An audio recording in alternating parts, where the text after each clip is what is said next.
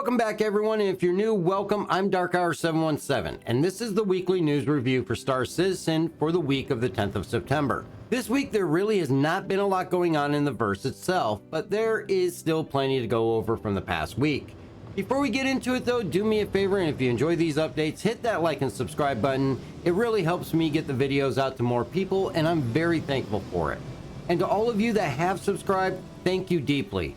Also, make sure to check out the community page where you can get details on how to enter September's screenshot contest to have a chance to win a Drake Cutlass Black. As I mentioned, there has not been any big changes within the PU itself. We are still seeing great stability with very few crashes to desktop and very few 30Ks. Remember that crashes to desktop can also be very particular to each player's rig and configuration. Unlike last week, we are seeing an increase in service beacons and a number of them being available at any given time, and these continue to be a great way to earn some AUEC as well as get to take down an Idris. The one thing we have not seen really popping up has been the Eckhart missions, which is another way to get an Idris battle. Also, currently we are seeing a number of issues with bunker elevators when doing the Blackjack site contracts. Elevators are not functioning to go down into the bunkers and appear to be a duplicate elevator issue or just non-functional. Along with that, clear the stash missions do appear to have several issues ranging from the counter not appearing immediately, causing the count to be off, and even when you wait for the counter to appear, the mission is not completing once all the bales are destroyed. So be aware of those issues out there as you try to go through and earn yourself some AUEC.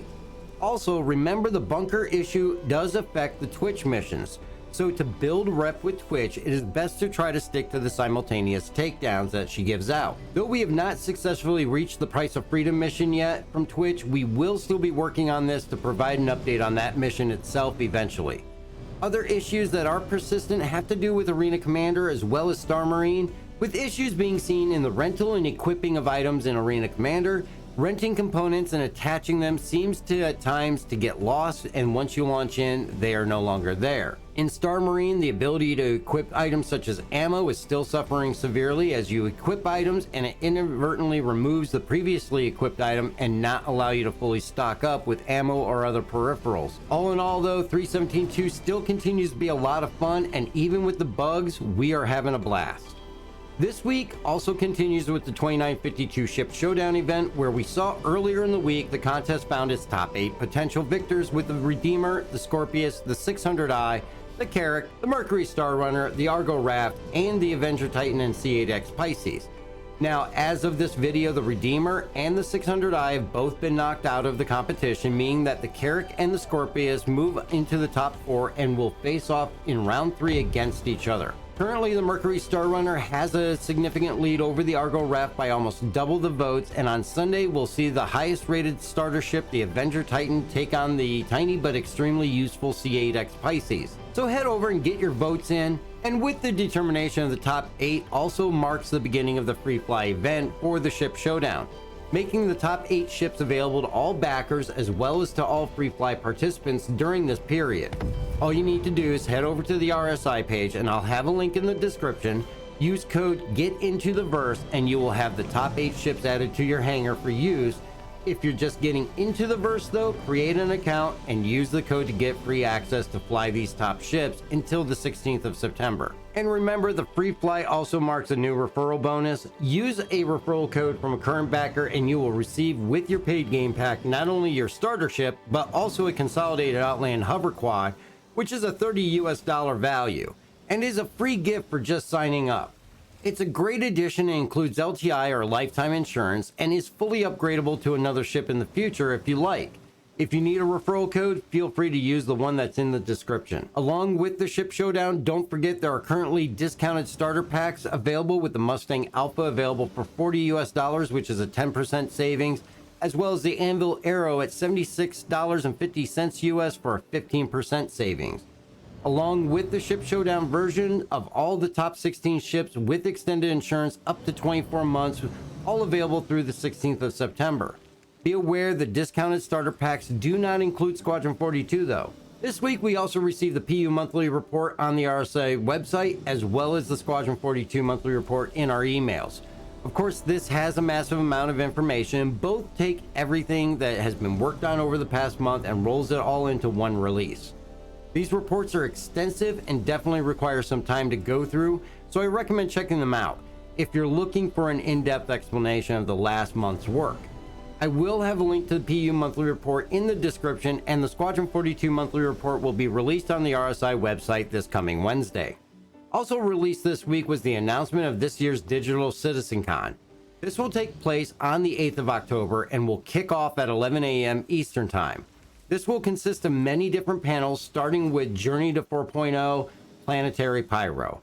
It's going to be a guided engine tour through many of the planets and moons of the upcoming Pyro system, exploring the current development status and why they're more than just a burnt charred husk. The other panels that we'll see during CitizenCon are going to be Design Brief, Investigations, where we explore the pitch process for a new mission archetype that leaves combat and delivery behind for mindful deduction and increased storytelling. And then the New Underground, where we see what happens when corporations, commerce, and caverns collide, taking a first look at the enormous reimagining of underground facilities and the new gameplay possibilities that will arrive with them. Also being seen is the need for multiple speeds, because we all know how speed impacts combat, but now we're going to see how the master modes work. Initially developed for Squadron 42, this will impact the flight experience for the persistent universe and better define ship roles for all the vehicles in Star Citizen. We'll also get to see Lorville Redo, where we get a first glimpse of how everything learned so far is being reapplied to the walled and polluted city of Lorville. And that will bring us to Power Play, how the upcoming resource management system will change life in the verse as we know it, from combat to player homesteading, and allow for true multi-crew gameplay. And finally, everybody's favorite panel, Talking Ships 2952. This is the annual presentation from the ship team, and we're going to discover the latest vehicles going through the pipeline from concept to newly flyable, and supposedly there'll be a new twist on this year's voting for a new ship to come down the line. Of course, we will stream the entire event over on Twitch for anyone that would like to join us and discuss the topics as they're happening. With many different topics, I'm sure there's going to be a lot going on. As previously announced, there will be no grand scale keynote speech, and overall the event may end up being shorter than previous years. So as new information on CitizenCon comes out, we will make sure to cover it. There will be another digital goodies pack with this year's event though, and more details on that will be out in the near future, but no word yet on what it may include. Of course, last year we saw the RSS armor set, the knife, and the trophy, so it will be interesting to see what we get this year. This of course brings us to the standard sources of news for the week, and with Tuesday we see the lore post with Star Watch Bow 2.0. This entry is not the most entertaining, I'm sorry to say. Following the format of a celebrity gossip show, we bear witness to a conversation between Callie C, the host, and Monroe Kubo, an attorney. They discuss an ongoing case of a celebrity that is suing for pay after being fired from a film. The reason behind his termination is that due to a training regimen of extreme activities, his regen has caused defect in his ability to walk and other daily functions. Though having signed on to a contract that states he is to be paid whether he completes the film or not, he is suing due to the studio has opted not to pay. The underlying issue and basis of the conversation rests in the question of, are you the same person after regen? Should a contract carry over to your regenerated self or be null and void upon your death? Of course, they bring up the massive issue this would create if he wins the case and the implications it would have on everyday citizens. I will have the link to the lore in the description though. I will say this was one of the least entertaining entries for me to date, but it does raise some definite questions. It's just the story felt a little bit lacking. On Wednesday, there was no roadmap roundup, and as mentioned before, we saw the PU monthly report released to the RSI website. We also received the Zeus suits as the subscriber gear hit the hangars, and I love this suit. The helmet looks awesome, though I find it a bit difficult due to the field of view from within the helmet really gets cut down by the lower portions that are blocked. I will say though, on the exterior, it looks amazing. And it does allow for a lot of creativity with mixing it with other helmets. All three colors are going to be available on the subscriber store, so check those out. Thursday, we did see the latest from Inside Star Citizen. This week, we saw Derelicts of Daymar. A look at new Derelicts coming in with 318, as well as a more clean-shaven and shorter-haired Jared as he prepares for CitizenCon. They've taken the formula used with the Reclaimer wrecks and bringing variety to these through the use of other ships to create these amazing areas of exploration and adventure. With some areas being used for settlements, other wrecks are in dangerous shambles, and we see how they use an MSR and a 600i to create these new environments, as well as how others similar to what we see with the Reclaimers use the crash sites to build shelter from the elements. These new areas look absolutely amazing, especially the 600i with its carcass suspended above a cliff by straps. After this, we saw the overlay system and how it can be used to create changes in appearance to already existing models in the verse. Taking a short look at this technology and how it can benefit the development and creation of environments within the game. Overall, it was a very short episode, but very interesting, and a link's going to be in the description to check that out. Friday, we saw the return of Star Citizen Live with a sit down with the narrative team, and that was this week's focus. They go through a lot of the lore and answer questions in regard to Tavaran, Evidence, and Stanton, as well as other alien species questions.